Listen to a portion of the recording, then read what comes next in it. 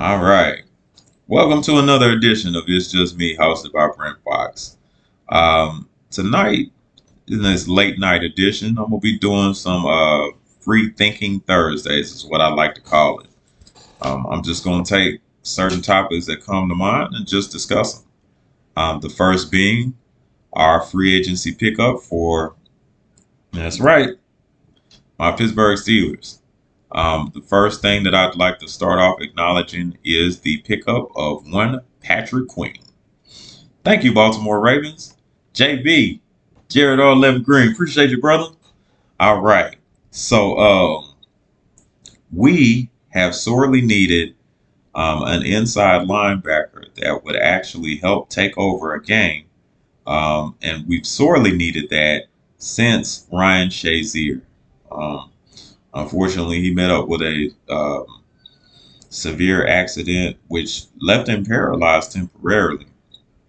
And, thank God that he's able to at least move around again and be amongst us, you know, in the land of the living, to be quite honest with you, because it was like threatening.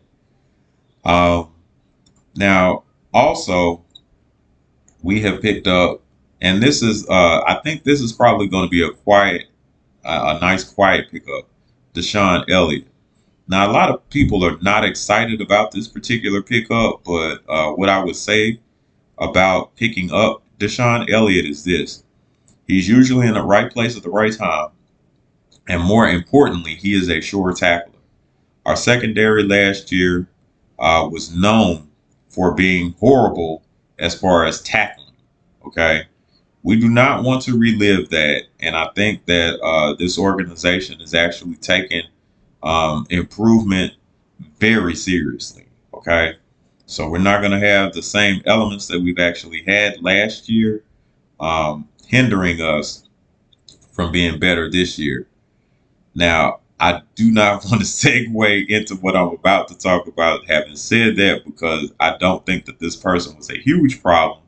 But we did pick up cornerback Dante Jackson off of trading away wide receiver Deontay Johnson. Now, Dante Jackson, whom I'm going to discuss first because I'm talking about the defensive side of the ball right now, is very he's a very skilled cornerback um, as far as zone coverage, from what I could tell. Now, man to man, he's pretty decent.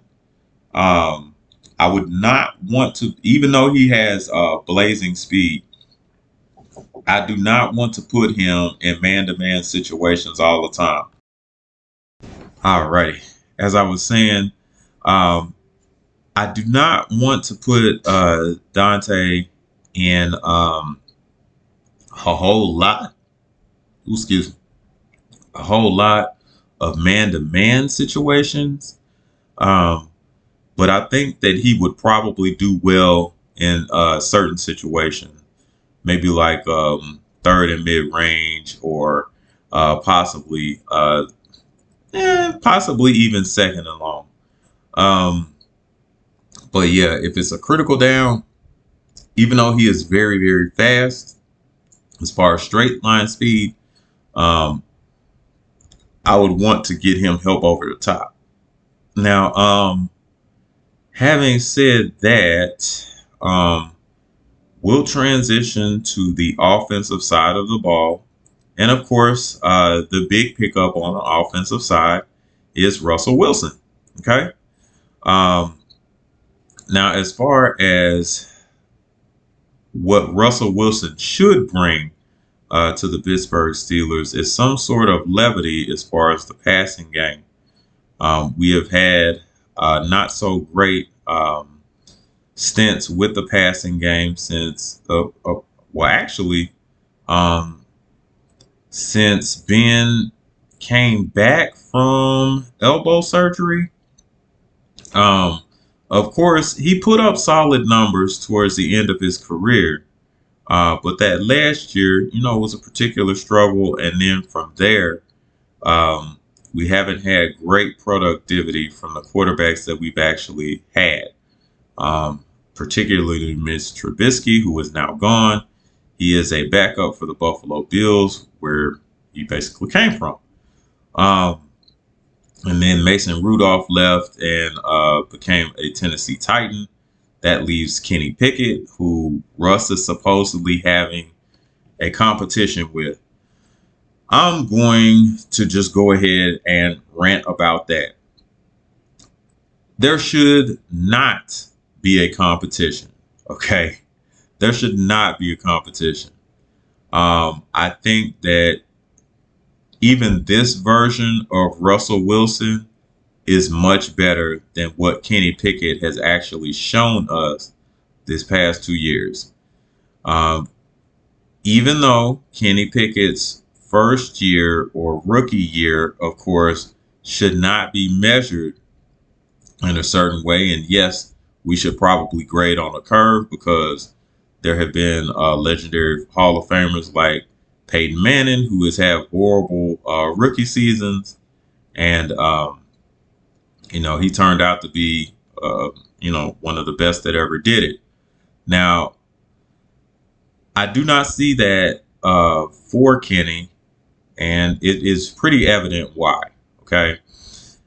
Kenny has not put up statistically gaudy numbers, and the fact that you're even looking for someone to try to help the passing game, and you have supposedly your guy right there in the building, says a lot, to be quite honest with you. And the Steelers organization and some of these media members working for the Steelers can say competition all they damn want. And I'm sorry for that. They can say competition all they want, but unfortunately, there should not be a competition. Kenny has not shown consistency as far as just being able to get the chains moving. Like, he's not even able to consistently get the chains moving. Okay? That is a bare minimum to at least be a decent quarterback. This is not a Pro Bowler. This is not an All Pro. This is just someone that actually does what they're supposed to do. This may even not be even like a 3,000-yard passer at this particular point. The guy could probably pass for maybe 2,800 yards and score maybe, I don't know, 16 or 17 touchdowns.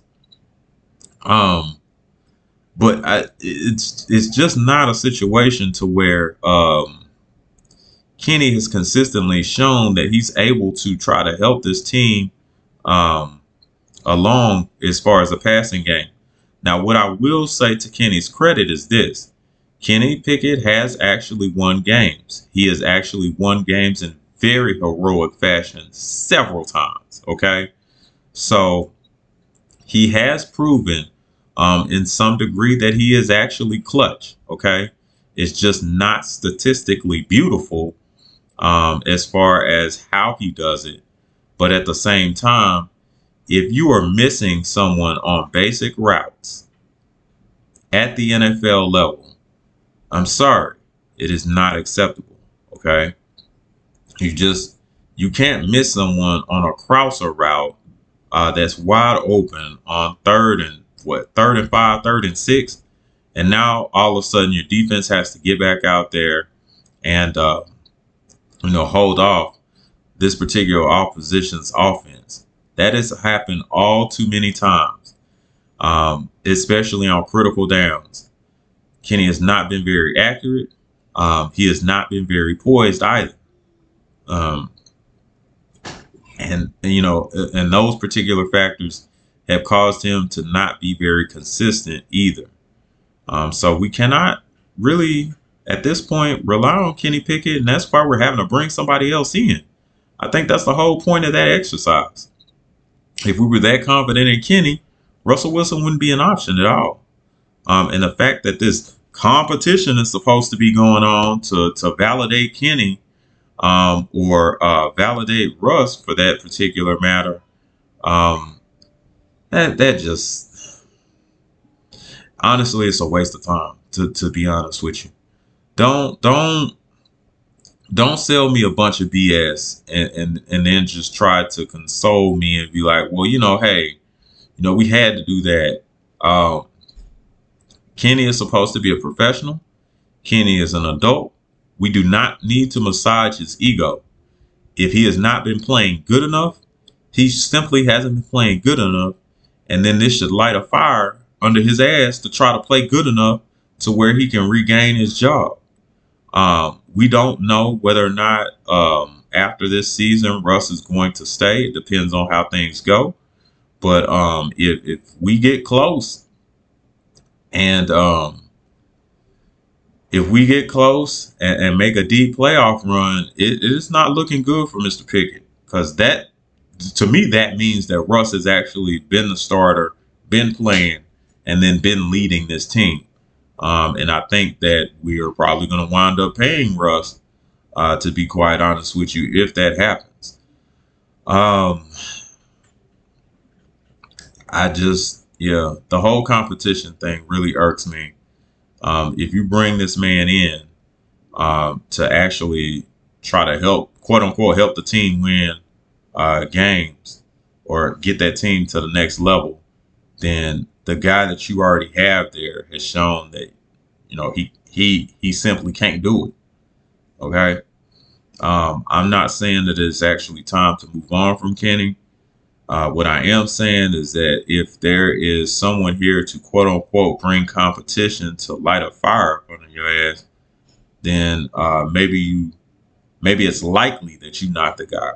Um, and having said that, and just kind of moving on, um, we have of course traded Deontay Johnson for the aforementioned Dante Jackson. Now, Deontay Johnson is a great route runner. And his hands were actually better than what people gave him credit for. There were some very egregious drops that he had um, in, I believe, maybe his second or third season. Um, but I think that particular season, he still wound up being like a 11 or 1,200 yard receiver, which is very confusing. But he can be relied upon to actually get separation from opposition. And then if you throw the ball his way, um, there are several occasions where he's been able to actually make plays just based off of that. Now, I think that the lack of effort and then him not getting along with certain teammates um, probably added to, him being traded to Carolina. But at the same time, every offense actually needs a route runner to basically help it along. To be honest with you, and interesting little tidbit, I learned this off of another podcast. I'll cite my sources. So the Arthur Moats and Deke show that can actually be found here on YouTube. I think their shows are Mondays, Wednesdays, Thursdays, sometimes Fridays, depending on what's going on with them.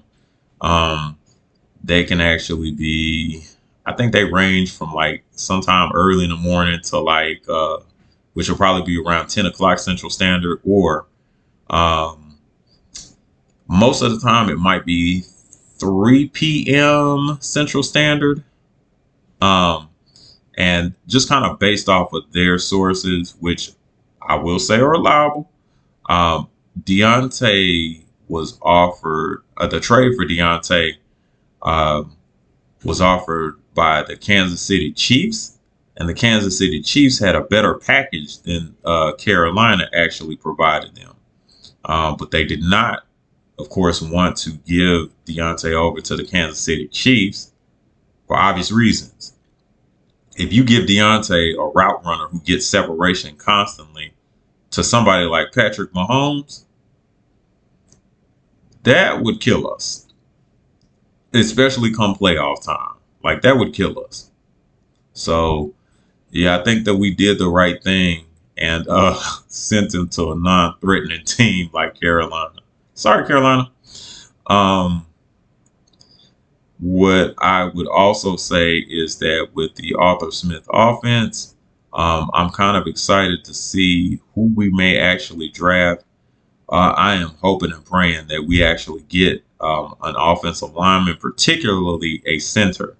If we are able to get a center, a very good one, some a top shelf center from the draft, I'm okay with that. I would also like to be able to double dip and get like a maybe like a B minus or C plus center that can kind of be a bridge gap, because the center is the quarterback position of the offensive line. The center is responsible for making all of the offensive line calls as far as blocking. And for a young center, that could be actual information overload if the organization is not too careful as far as their development. So I would get somebody just like the old school method of quarterback. You get like a bridge gap guy, that quarterback that just got drafted kind of sits and learns from them. And then probably once the organization feels that they're ready, they put them in. I think the same should be true for a center. I think that there has to be some sort of continuity between him and that quarterback.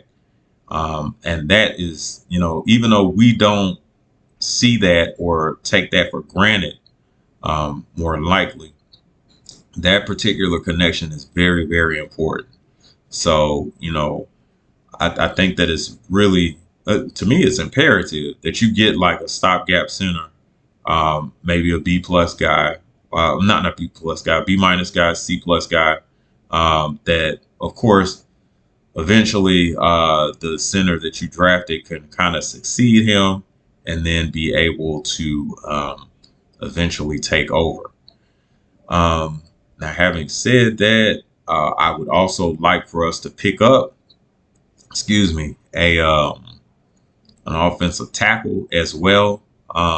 If not for anything, just to add depth. Um, yes, Dan Moore and Broderick Jones are a pretty solid tandem at tackle, even though Broderick Jones is kind of out of place at right tackle. He is a natural left tackle, but just due to Chuks Okorafor sabotaging himself with the team, he had to be moved over to right. So, what I would also look at, of course, is a wide receiver, particularly Tyler Boyd, who has been talking cash money shit about us, the Pittsburgh Steelers. And of course, that's where he's from. And supposedly he does that because he holds us to a higher standard and all that good shit. But to be quite honest with you, um, think that he might have just been resentful that we didn't like draft him in the first place. Which I mean, I don't have what blame him for, but at the same time, um, you talked a whole lot of shit about our organization. Now you want to come over here. Um, I certainly hope, Mr. Boyd, that you come over here and you do a fantastic job for us, because all that shit you was talking, you better do something if we get you. So he would be a great addition, though, to be quite honest with you. Great route runner. Good. Then, he's a very underrated NFL athlete. Now, of course, I actually worked with a gentleman who followed his high school career very closely. This man scored 117 touchdowns in high school. I think he went to Clareton High School, um, in some suburb in PA. I think it was probably like an hour away from Pittsburgh or something like that. But yeah, 117 touchdowns. That is crazy. Um, but yeah, he managed to do that. So yeah, if Tyler Boyd was able to come to the Steelers and play, that would be fantastic, to be quite honest with you. But like I said, as much shit as he talk, he better be able to, back that up. Um, Now,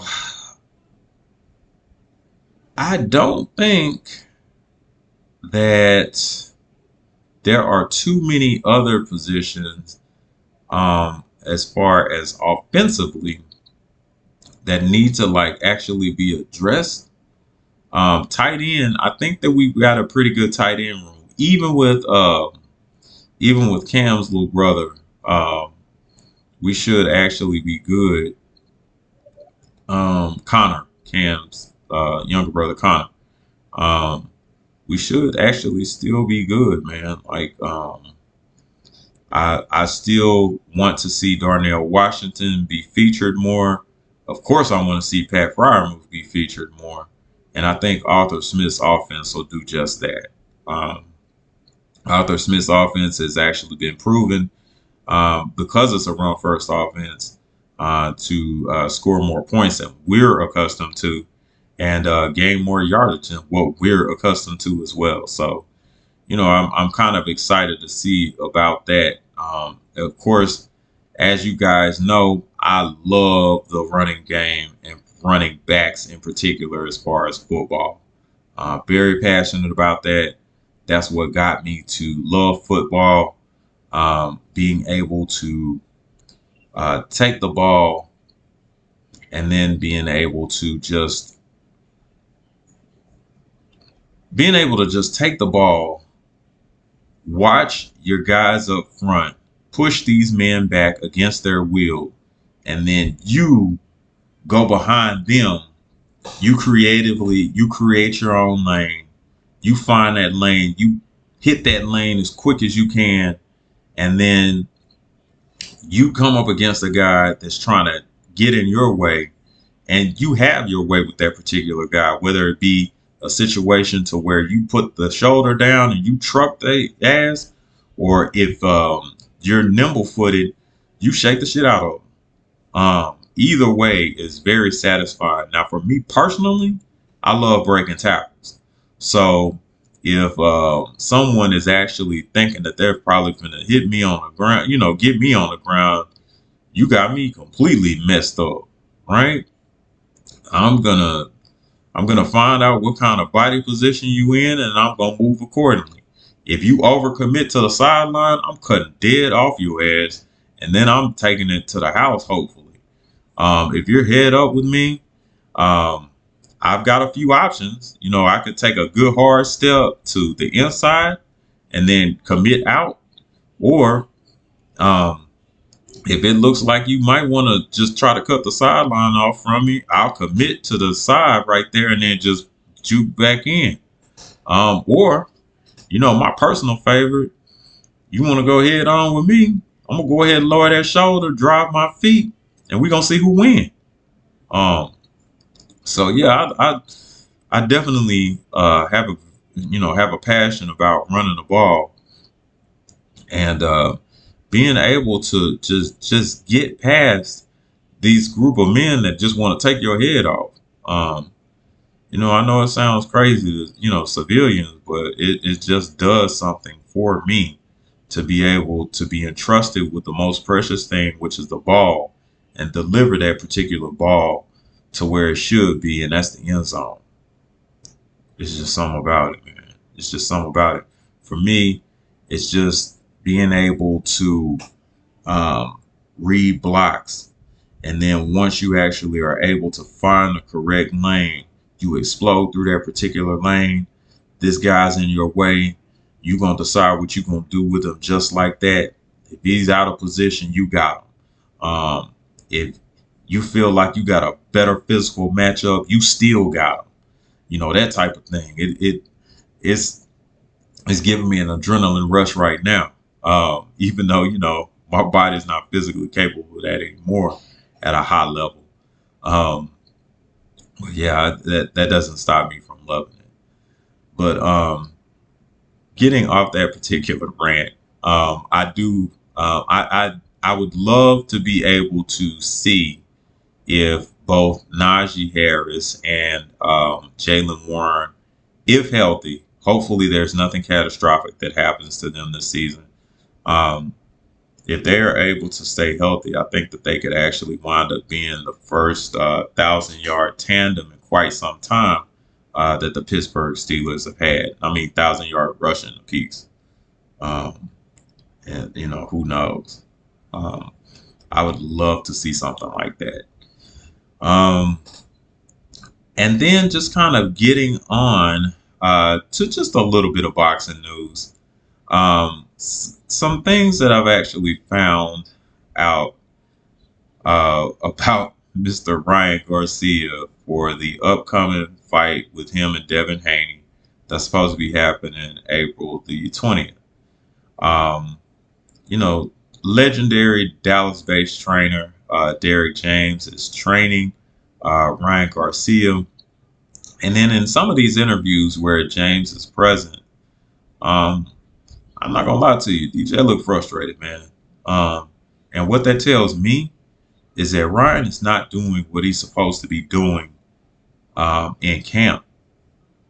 And I'm kind of leery if he's even going to be able to show up to this fight, show up on weight, and do those particular things that he's supposed to do. He's supposed to be able to show up to the fight. We shouldn't have to be worried about whether or not he actually is going to do what he's supposed to do. He's actually supposed to show up to the fight. He's supposed to be on weight. But now we're kind of worried about, oh no, well, okay, well, hopefully he shows up to the fight and, nothing goes wrong. I shouldn't have to pray that nothing goes wrong. I shouldn't have to pray that this man makes weight so the fight could actually start. But I certainly believe that Ryan is trying his damnedest to like sabotage this fight, to be honest with you. Um, he has said some pretty crazy shit, but yeah, I really don't believe that aspect of it as far as like the conspiracy theories and all of that.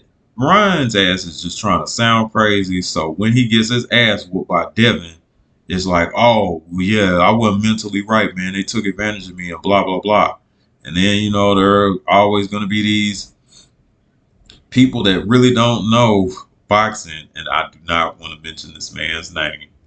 Fucking people like Nelly that don't really know boxing very well. Talking about Lomachenko won, man. You gotta look at that fight without the sound, brother.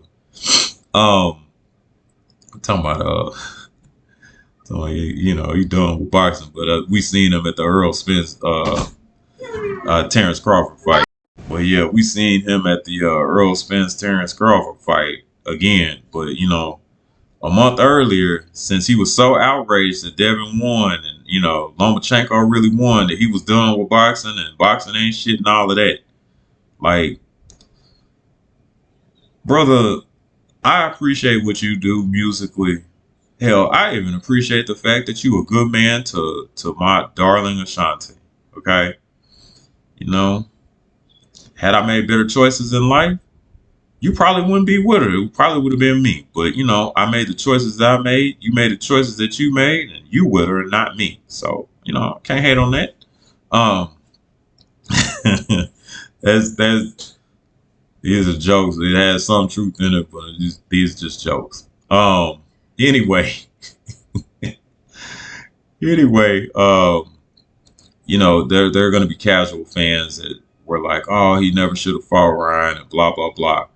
I think even if Ryan were to be quote unquote focused and determined and ready to win this particular fight, I think the result may have been a bit different, but I think that Ryan still would have suffered a defeat. I think Ryan probably would have suffered a defeat on points, but for me now, with what he is actually showing me, Ryan Garcia is either going to wind up getting stopped because he can't answer a certain amount of punches that he's been getting hit with, or he's been suffering, or he's been getting brutalized round after round, or what I think is actually going to wind up happening is Devin may actually wind up knocking Ryan out cold. Like, I'm talking about, like, I do. You know what? I'm gonna use this example. Manny Pacquiao cold. I was going to use another example, one of my favorite fighters, but I'm not doing that. I'm going to use Manny Pacquiao against Juan Manuel Marquez, the fourth fight. I think that Ryan is going to wind up underestimating Devin like he usually does. And he thinks that he's probably going to be able to get that left hook off. And he's going to run straight into a damn right hand and get his neck. He's going to get his damn bangs knocked loose. And he's just going to be on the ground snoring. Like, in the position, in the Jesus cross position, like arms spread out wide, feet crossed, everything. He gonna be out of there. I just do not believe Ryan Garcia. I really don't, and I just honestly think that he knows that he's going to get defeated, and he is actually just looking for a soft place to land, to be honest with you. Like, hey, my head wasn't right. And y'all know that, I was getting ready to fight someone. So I think that he was actually getting ready to fight Javier Fortuna earlier. Um, he pulled out of that fight because, quote unquote, he wasn't mentally right and all of that. But yeah, I think it's going to be a situation to where he blames it on that. But I also believe that he is going to either get punished severely to where they have to stop the fight, or he gets knocked out cold. And that's even if he makes the fight. I would not be surprised if something happened with Ryan to where he had to pull out of the fight, um, or some quote unquote injury happened and he had to stop, or after having a meeting with his team and all of this other BS. Oh yeah, I think I need to take a mental break and get my head back right. We're gonna postpone the fight until September or some bullshit like that. And he winds up still getting beat anyway. So, it's just my thoughts on it. And yeah, I honestly think if he goes through this fight like he's supposed to, Ryan Garcia is going to either take a beating or he is going to get knocked out cold. And having said that, I am going to wrap up the show because this was a lot longer than what I thought it was going to be. And I really appreciate you guys tuning in and watching. Please make sure you smash that like button on your way out. And I will see you guys next time. Thank you.